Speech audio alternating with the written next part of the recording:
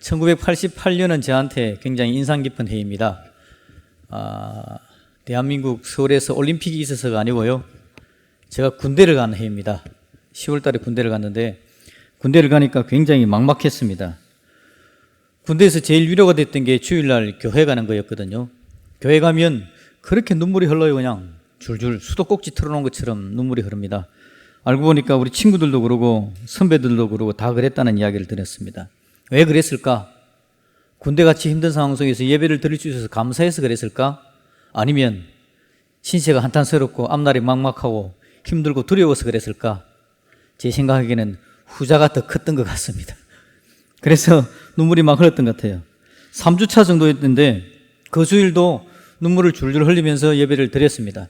그러고 나면 이제 다시 내무관으로 복귀를 해야 되거든요. 조교들이 줄을 세웁니다. 예배 드릴 때는 은혜롭게 눈물을 흘리면서 드렸는데요. 갈 때는 줄 세우고 말 안 듣는다고 쪼그려 앉아서 오리그림 하면서 막 그렇게 가는 겁니다. 그러니까 예배를 드렸을 때는 좋은데 예배 마치고 갈 때는 참 힘들고 어렵고 그랬거든요. 그런데 그 주에도 이제 예배를 딱 마치고 줄 서서 가야 되는데 누군가가 제 이름을 부르는 겁니다. 영찬아 그래요. 이 삭막한 군대에서 이렇게 다정스럽게 나를 부르는 사람이 누굴까? 제가 돌아봤습니다. 누구냐니까 제 신학교 동기 친구였습니다. 참 친했던 친구였는데 그 친구가 저보다 몇 개월 먼저 군대를 가가지고요. 그 친구는 그 사단 교회의 군종병이 되어져 있었습니다. 그 친구가 제 이름을 딱 불러준 거죠. 와. 그런데 그 친구가 보니까 이 계급이 일병 줄 2개를 딱 달고 있더라고요. 줄 2개를 달고 있는 그분이 저를 불러주신 겁니다. 제가 훈련소 때요. 훈병 이렇게 적어놓기 때문에 계급도 없거든요. 번호만 딱 적혀져 있고 줄 1개 달고 있는 사람이 그렇게 부러웠습니다. 저분은 어떤 은혜로 이 훈련소 6주 과정을 다 마치고 줄 1개를 달고 있을까? 그런데 2개나 달고 있는 분이 저를 불러주었으니까 얼마나 큰 은혜입니까? 이 친구가 이제 저를 딱 그렇게 불러주었던 겁니다. 근데 이 친구가 처음에 하는 이야기가 힘들제 그러더라고요. 힘들제. 그 높으신 분이 저한테 힘들제. 얼마나 은혜로운지요. 감격스러웠는지 참. 그때 또 눈물이 주르르 흐르더라고요. 그러고 나서 이제 한 3주 정도 이제 군대 생활에 남았는데 그 기간은 참 좋았습니다. 왜냐하니까 교회만 가면 물론 하나님께서 내 이름을 불러주지만 내 이름 불러주는 일병님이 계셔가지고 줄 2개당 그분이 내 이름을 불러주니까 이름을 부를 때마다 제 옆에 있는 군대 그 훈련병 동기들은 부러운 눈으로 뚝 쳐다보고 있는 겁니다. 그런데 이 친구가 저한테 뭐 필요한 거 없냐고 물어보더라고요. 군대 가니까 여러분 제일 어려운 게 뭐냐니까 위치 이동이 심해요. 위치 이동이 뭐냐니까 군대 용어인데 양말을 3개씩을 보급해 주더라고요. 훈련소 6주간 기간 동안에. 그런데 양말 빨아 늘어놓으면 어느 놈이 하나씩 가져가. 양말을요. 근데 그걸 위치 이동이라고 그럽니다. 군대에서는. 왜냐하니까 국방부에서 준 거니까 네가 쓰든지 이쪽에서 쓰든지 저쪽에서 쓰든지 하여튼 위치 이동해서 쓰면 된다 그 말이죠. 그래서 뭐 양말뿐만 아니라 이것저것 위치 이동이 많이 일어납니다. 군대는. 그래가지고 제가 이제 양말이 없으니까 이걸 어떻게 해야 될까 고민하다가 그 친구한테 이야기했죠. 양말이 없다 그러니까 그 친구가 또 양말도 구해주고요. 그리고 이제 마지막 주쯤 된 것 같은데 그 친구가 군대 간부들 모여가지고 이제 그 사모님들하고 같이 모여서 예배를 드리지 않습니까? 그러면 민간인들이잖아요. 그분들 사모님들하고 같이 예배 마치고 나면 교제하면서 이제 같이 다가도 하고 하는데 그걸로 저를 데려가가지고는 뭔가를 먹을 수 있도록 만들어주고 참 은혜로운 3주간이었습니다. 그 위대하신 분이 저를 불러주는 바람에 영찬아 지금도 그 이름이 막 불러주는 그 마음이 느껴지는 그런 때입니다. 오늘 본문에도 보면 여러분 하나님께서 은혜로운 이름을 불러줍니다. 여러분 다시 한번 볼까요? 예레미야 1장 11절 말씀을 제가 한번 읽어보겠습니다. 여호와의 말씀이 또 내게 임하니라 이르시되 예레미야야 네가 무엇을 보느냐 하시매 내가 대답하되 내가 살구나무 가지를 보나이다. 아멘.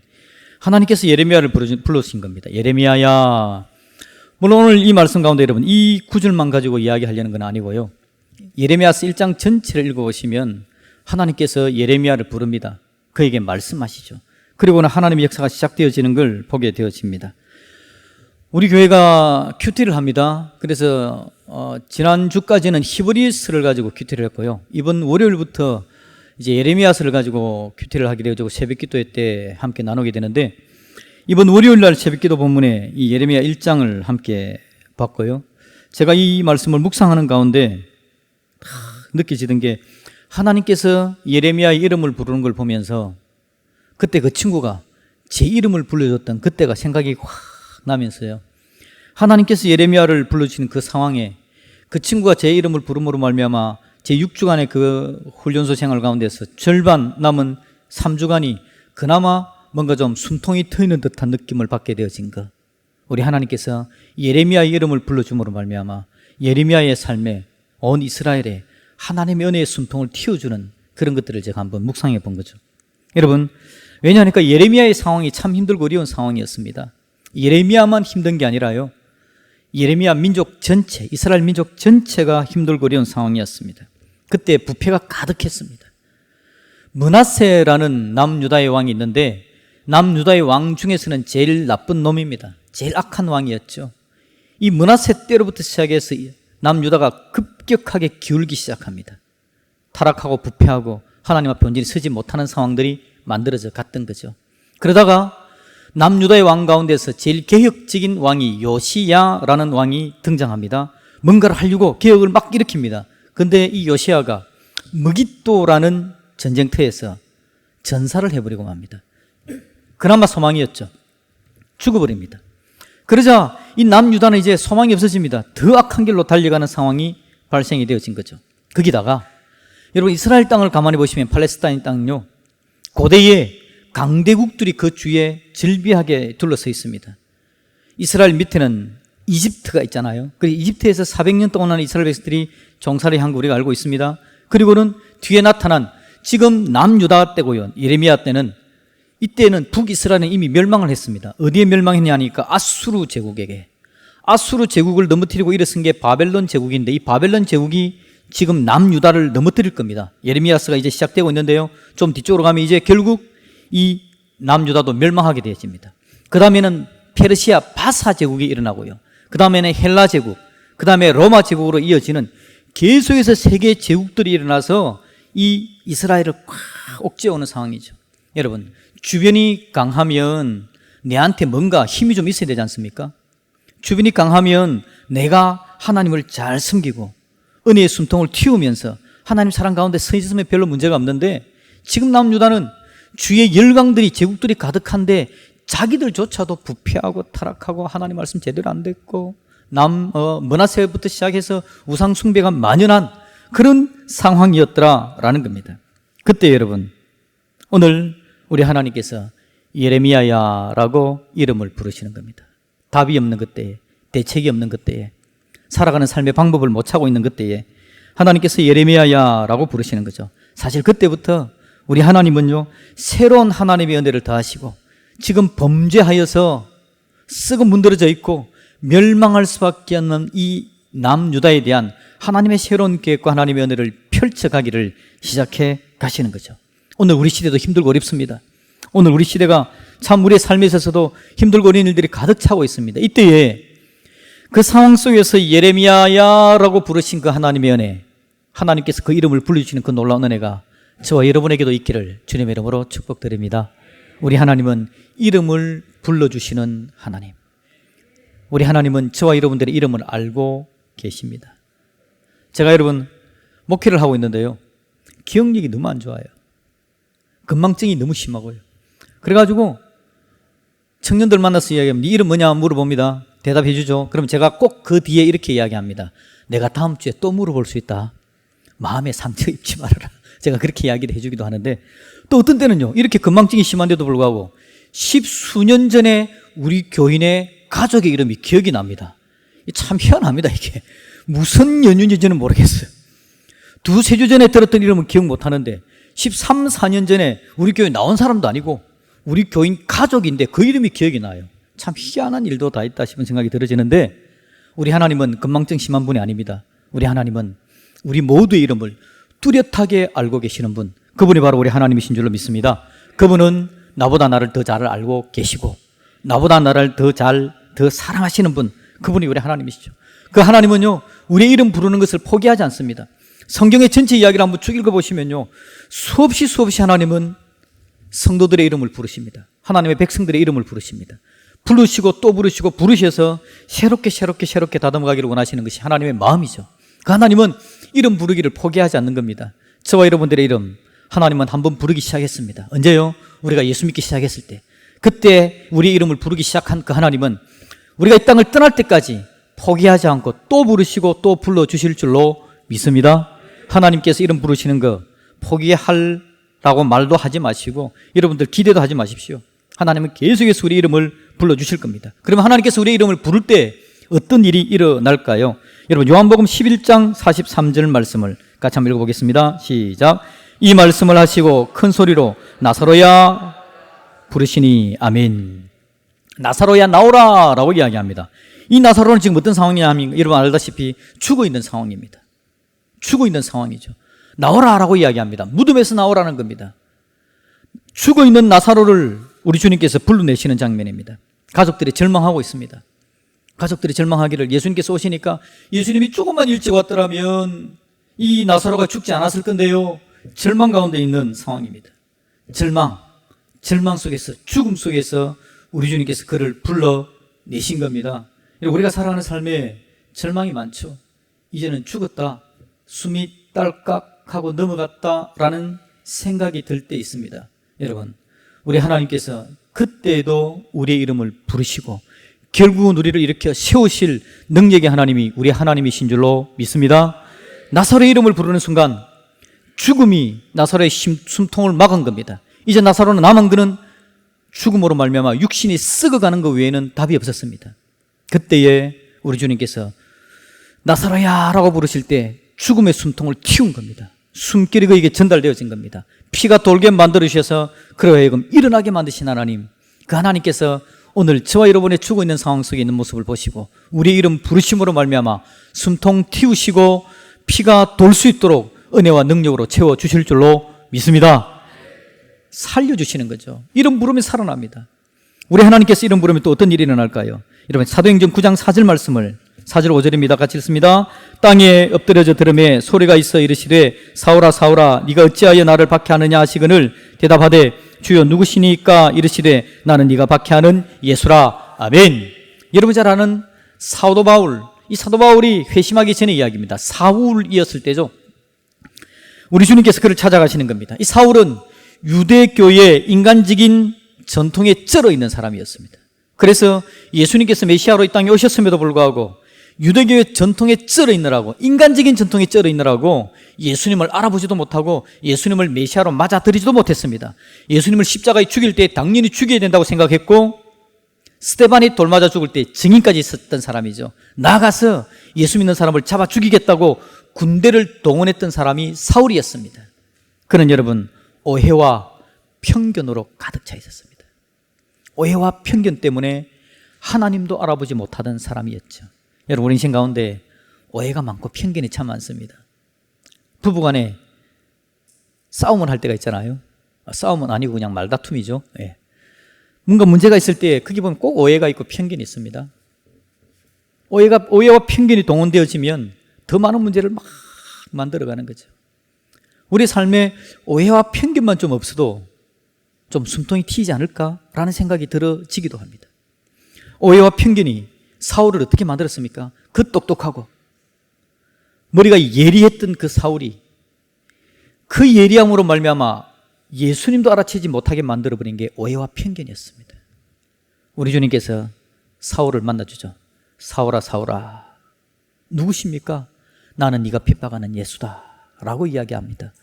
그러자 시간이 좀 지나고 주님께서 결국은 그의 눈에 사도행전 9장에 표현되기를 비늘 같은 것을 벗겨주셨다라고 이야기하죠.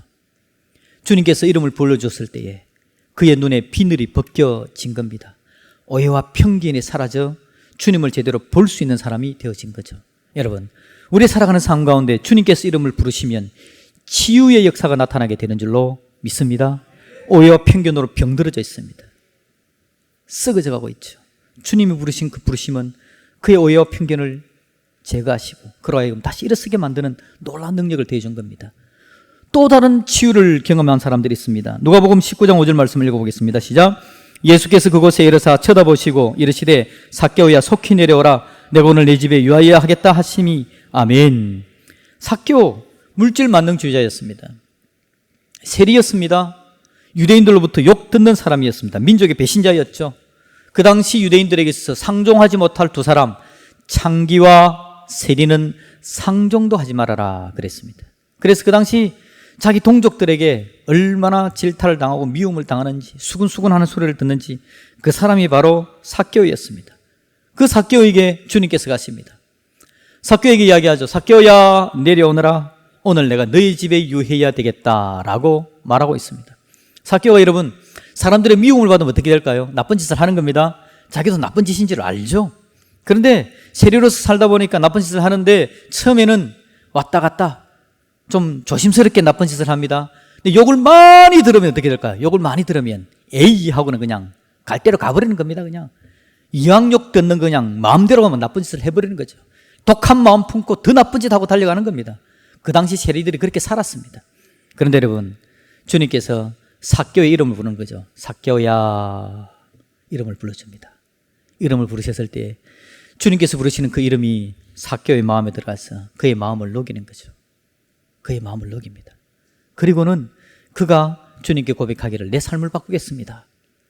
내 가진 것의 절반을 딱 잘라서 가난한 사람을 위해서 나눠주겠습니다. 누구의 것을 토색한 것이 있으면 4배나 갚겠습니다 라고 이야기를 합니다. 주님께서 그 이름을 부를 때에 그가 치유되어진 겁니다. 물질 만능주의인 사람이었고 인간관계는 생각도 하지 않고 모든 걸 끊어버리고 달려가던 그가 이제 물질을 사랑하는 사람에서 인간을 사랑하고 사람을 사랑할 줄 알고 하나님을 사랑할 줄 아는 사람으로 바뀌어져 가는 거죠. 주님께서 삭개오야 이름 부를 때 그런 위대한 치유의 역사가 나타나게 되는 줄로 믿습니다. 그런데 여러분, 여기서 삭개오를 부르실 때요, 우리가 삭개오가 나무 위에 있는 것을 보고 주님께서 부르신 걸로 생각하지만 주님은 그 이전에 이미 그를 부르신 겁니다. 그가 나무 위에 올라간 것 자체가 주님의 부르심을 듣고 나와 나무 위로 올라가는 거죠. 삭개오야라는 이름 부르심은 그때 귀로 들은 거지 마음으로 주님은 이미 그를 부르셔서 나무 위에 올려 보내신 거죠. 우리 주님은 오늘도 우리를 부르심으로 말미암아 이 예배 자리로 인도해 주신 줄로 믿습니다. 우리 주님께서 우리를 부르셨기 때문에 우리가 예배 자리로 나옵니다. 그리고 하나님 사람으로 서는 거죠.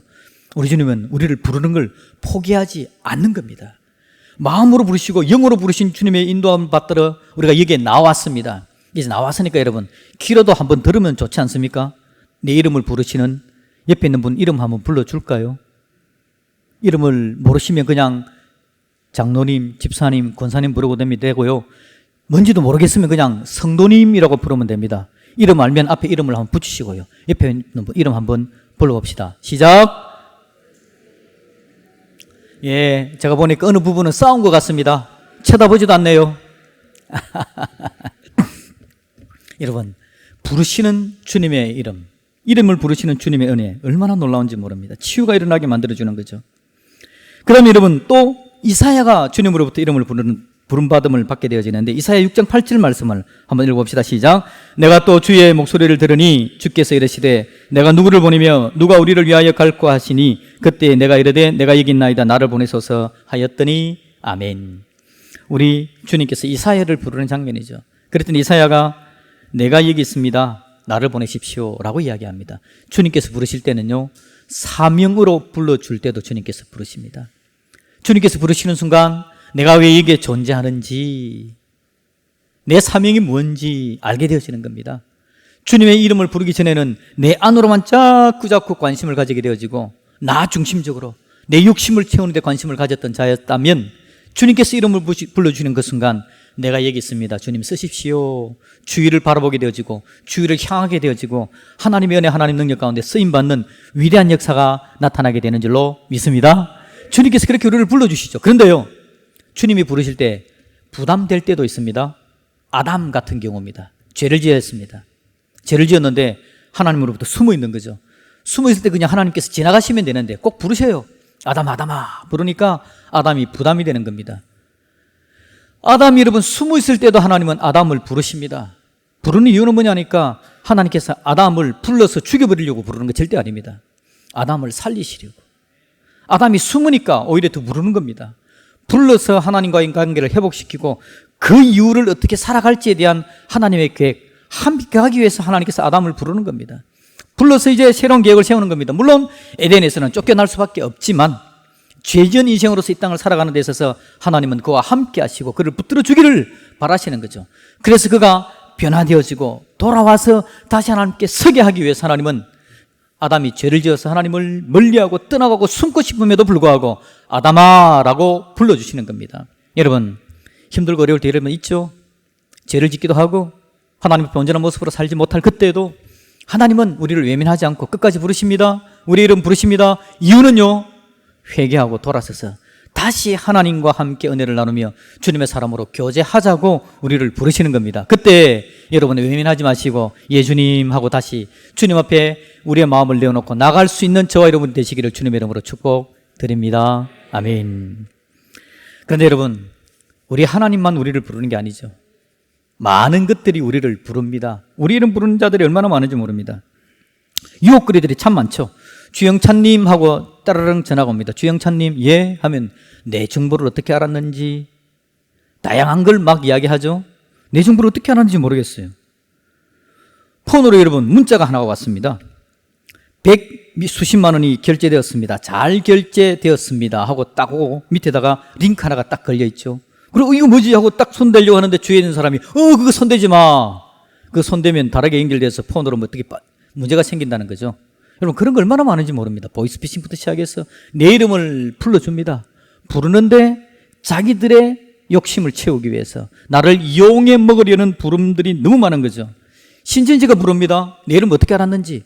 물론 나를 아는 사람이 그 사람에게 정보를 줘가지고 그 사람이 나를 부르는 거죠. 교묘하게 내 이름을 불러서 내 마음을 빼앗아가는 겁니다. 신천지가요. 여러분, 다양한 유혹거리들의 부름이 있을 때에 그때는 반응하지 않는 은혜가 있기를 주님의 이름으로 축복드립니다. 사탄은 다양하게 우리를 부릅니다. 우리 이름을 불러요. 우리 이름을 부르는 이유는 뭐냐니까 하나님께서 부르시는 그 부름을 듣지 못하게 하려고. 하나님께서 내 이름을 계속해서 부르는데 사탄이 내 이름을 불러요. 다양하게 부릅니다. 사탄도 모든 방법을 동원해서 내 관심을 하나님으로부터 벗어나게 하려고 자꾸 이름을 부르는 겁니다. 유혹거리를 부릅니다. 욕심을 주어서 내 이름을 불러줍니다. 쾌락에 동원시키기 위해서 내 이름을 부르는 거죠. 거기에 빠져서 내 이름을 부르는 그 부름을 듣고 나아가게 되어지면 하나님의 부름을 듣지 못하고 하나님으로부터 멀어지는 일들이 나타나는 거죠. 사탄은 계속해서 그래서 그렇게 불러 제끼는 겁니다. 여러분, 그런 유혹의 부름들이 많기 때문에 하나님은 어떻게 할까요? 하나님은 오심초사, 그래서 더 강하게 부르십니다. 다양한 방법으로 부르십니다. 하나님은 포기하지 않고 부르십니다. 우리 하나님의 부르심에 온전히 나아갈 수 있기를 주님의 이름으로 축복드립니다. 사무엘서 3장 10절 말씀을 읽어봅시다. 시작. 여호와께서 임하여 서서 전과 같이 사무엘아 사무엘아 부르시는지라 사무엘이 이르되 말씀하옵소서 주의 종이 듣겠나이다 하니 아멘. 하나님이 사무엘을 몇 번 불렀거든요. 못 들어요. 왜냐하니까 하나님 음성 들어본 적이 없고 하나님과 함께 대화해 본 적이 없어가지고 몇 분을 불러도 사무엘이 대답을 못합니다. 하나님은요, 우리를 계속해서 부릅니다. 부르고 또 부릅니다. 대답하지 못하고 엉뚱한 데 있고 사단의 게임에 빠질 수 있고 다른 소리 듣느라고 하나님 음성 못 들을 수도 있습니다. 하나님은 어떻게 한다고요? 전과 같이 전에 불렀던 것처럼 또 부르고 또 불러서 결국은 우리를 하나님 사랑 가운데 세우시고 하나님의 은혜를 붙들고 하나님의 은혜를 받아 누리며 하나님의 사람으로 설 수 있도록 인도해 가시는 분이 바로 우리 하나님이신 줄로 믿습니다. 그래서 결국 사무엘처럼 반응하게 합니다. 사무엘이 뭐라고 이야기합니까? 말씀하옵소서 주의 종이 듣겠나이다. 여러분, 그냥 하나님께서 부르실 때에 대답할 수 있기를 주님의 이름으로 축복합니다. 버티지 마시고요. 버티지 마시고 말씀하옵소서 주의 종이 듣겠나이다. 그렇게 우리가 주님 앞에 반응하면 나아가는 겁니다. 그러면 하나님의 위로 사랑들이 우리에게 나타나 주님 주시는 은혜로 가득 찬 복된 삶이 될 줄로 믿습니다.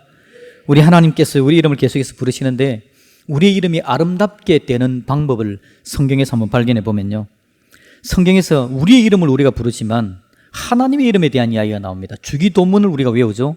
주님께서 가르쳐 주신 기도 아닙니까? 그때 그리고 이렇게 이야기합니다. 하나님의 이름이 거룩히 여김을 받으시오며, 하나님의 이름이 거룩히 여김을 받으시오며. 우리가 우리의 이름이 아름답고 복되고 풍성해지는 방법, 주님께서 가르쳐 주신 기도 그대로 하나님 당신의 이름이 거룩하게 되기를 소망합니다. 하나님의 이름이 거룩히 여김을 받으시옵소서.